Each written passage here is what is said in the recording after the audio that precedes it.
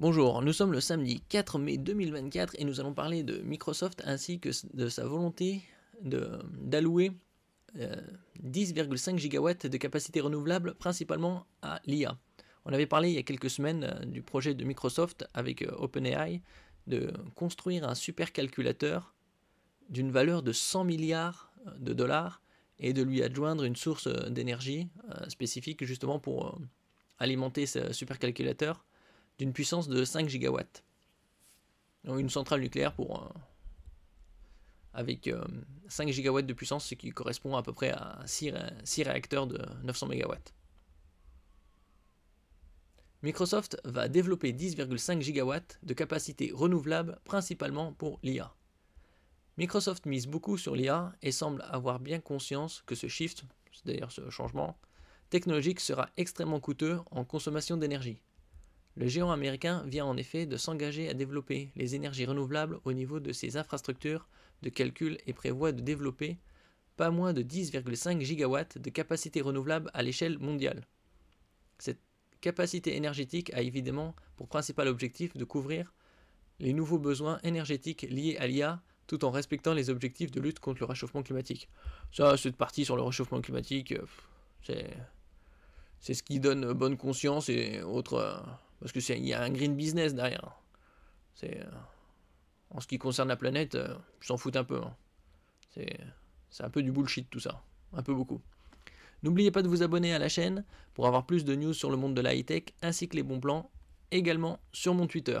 Et spécialement maintenant, puisque se déroulent les French Days jusqu'au 7 mai. Satya Nadella, CEO de Microsoft, mise tout sur l'IA et le renouvelable.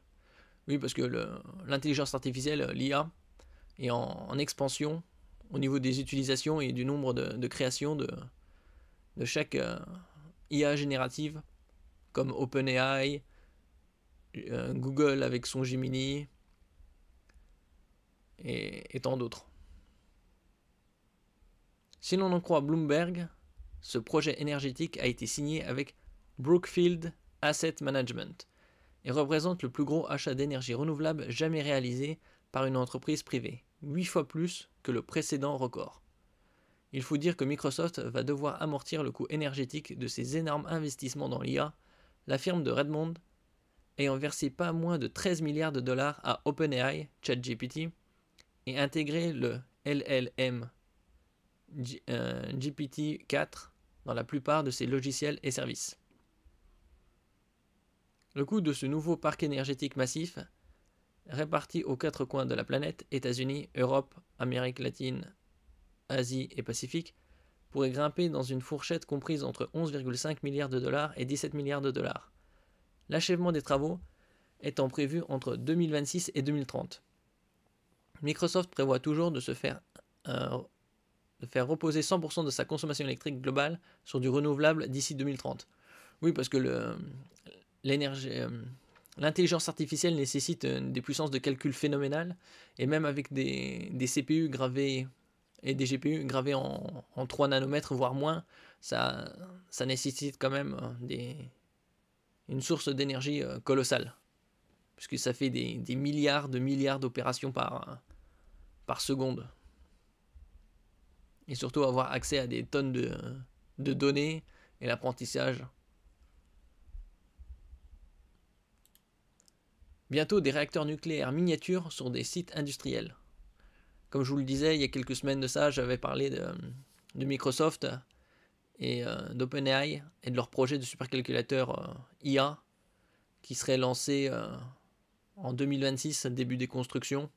Ça reste tout ça à confirmer puisque ça c'est juste un projet et serait disponible vers 2030, 2032. Pour l'instant rien n'est fait, c'est juste un projet. Et ce supercalculateur à 100 milliards de dollars aurait une centrale nucléaire à lui tout seul, de 5 gigawatts. Les réacteurs nucléaires miniatures sont-ils la voie pour décarboner l'industrie? Une première demande d'autorisation a été adressée à l'ASN. Ici on voit un réacteur nucléaire SMR, c'est pour Small Modular Reactor.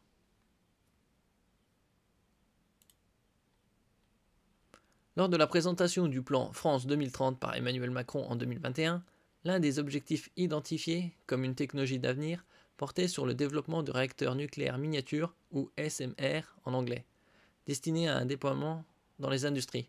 Oui, chaque site industriel qui nécessite beaucoup d'énergie, bon, pas chaque, mais certains auraient un mini-réacteur nucléaire à sa disposition, plutôt que de pomper directement l'énergie sur le réseau. L'idée serait de pouvoir utiliser l'énergie nucléaire plutôt que des énergies fossiles, gaz notamment, et ainsi contribuer à une décarbonation rapide des secteurs d'activité. Oui, ça c'est un objectif parmi tant d'autres, mais c'est surtout avoir un accès à de l'énergie abondante et prêt.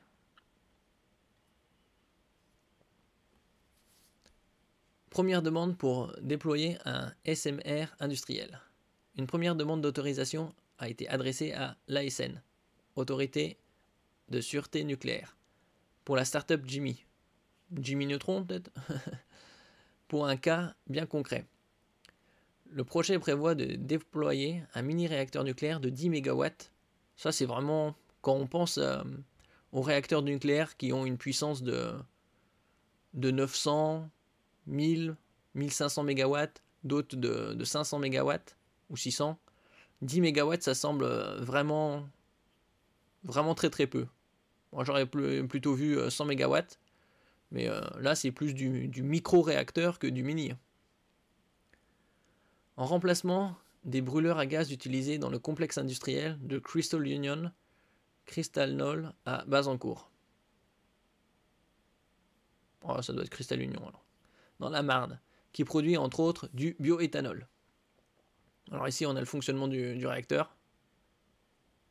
Ici avec la cuve où il y a le réacteur. Le réacteur, c'est ici qu'a lieu la réaction de fission qui crée la chaleur nécessaire au procédé industriel. 1. 2. Ici, les barres de commande, elles permettent d'adapter la puissance du réacteur à la consommation industrielle. 3. Circulateur primaire. Le circulateur permet de transporter la chaleur du réacteur à l'échangeur. 4. Échangeur. L'échangeur permet de transmettre la chaleur du circuit primaire au circuit secondaire. 4, 5. Circulateur secondaire. Le circulateur permet de transporter la chaleur de l'échangeur au circuit industriel. Ici en 6. Échangeur industriel. Le client industriel puise la chaleur nécessaire à partir de cet échangeur dont il choisit le caloporteur de sortie. Ça c'est Jimmy réacteur thermique nucléaire. Bon, comme je disais, 10 MW, ça semble très peu quand même en puissance. Mais bon. Le dispositif conçu par Jimmy fonctionne sur le principe d'un réacteur thermique alimenté par des micro-réacteurs nucléaires à haute température, HTR, dont le principe est bien connu et sûr, est distinct des réacteurs à eau pressurisée des centrales nucléaires, et bien adapté à la production de chaleur. C'est un certain avantage d'avoir des mini-réacteurs sur des sites industriels qui nécessitent beaucoup d'énergie, mais d'un autre côté, il faut pas mal d'ingénieurs et de techniciens, puisque s'ils multiplient le nombre de ces réacteurs, face à, par exemple, à des centrales nucléaires qui ont plusieurs centaines de mégawatts de production. La conception de ce type de réacteur fait qu'il ne peut pas s'emballer et qu'il ne risque pas de relarguer des produits de fission en cas d'accident. Bon, bah ça c'est déjà un excellent point. Il pourra ainsi fournir une chaleur décarbonée et émettant beaucoup moins de gaz à effet de serre que le brûleur à gaz, avec un système conçu pour avoir une durée de vie de 20 ans. Bon, si c'est renouvelable, parce que 20 ans en soi c'est peu. Le dossier va faire l'objet d'une attention toute particulière avant de recevoir le feu vert de l'ASN, ce qui pourrait prendre jusqu'à 3 ans. Différents volets seront étudiés, intégrant les retours des différents partenaires, une étude environnementale et une enquête publique de l'autorité promet déjà d'être très exigeante sur le sujet. Bon, bah, c'est tout à fait normal, vu qu'on parle d'énergie nucléaire.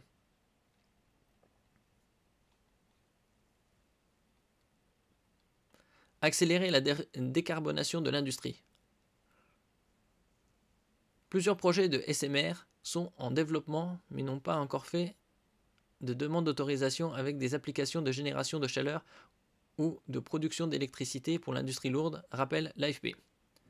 EDF est le sien via sa filiale New World, qui vise plutôt des installations plus conséquentes capables de générer jusqu'à 350 MW d'énergie, via 2 réacteurs de 170 MW chacun. Alors ça, c'est mieux de mettre des centrales de cette puissance-là dans des zones industrielles et pas de mini-réacteurs pour chaque site spécifique. Genre toute une zone industrielle où il y aurait plusieurs industriels et au cœur ou non loin de cette zone, il y aurait des réacteurs relativement conséquents ou des centrales avec 2 réacteurs par exemple de 170 MW pour pouvoir alimenter le site et les alentours. Parce que le problème je trouve qu'avec tous ces micro-réacteurs, c'est qu'il faut que pas mal de techniciens et pour l'instant, il y en a de moins en moins.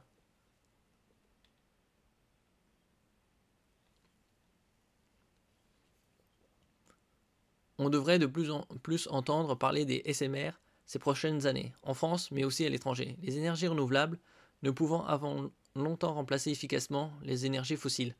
Sauf que quand on parle d'énergie renouvelable, c'est comme les éoliennes, les panneaux solaires ou thermiques solaires, c'est que pour l'instant ça représente une micro-fraction, c'est minime par rapport à toute la production d'énergie sur la planète.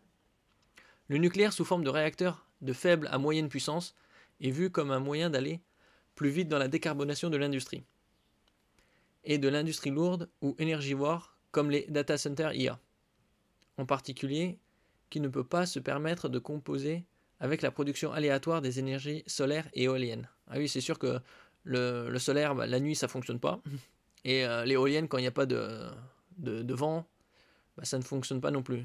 C'est pour ça que c'est appelé aussi intermittent. Et plutôt que de accoler une centrale à gaz, il vaut mieux avoir une centrale nucléaire. Surtout avec la possibilité d'utiliser les déchets nucléaires comme combustible. Donc ça donne une seconde vie plutôt que de enterrer les déchets alors qu'ils sont radioactifs et donc permettent d'utiliser les radiations comme source encore d'énergie.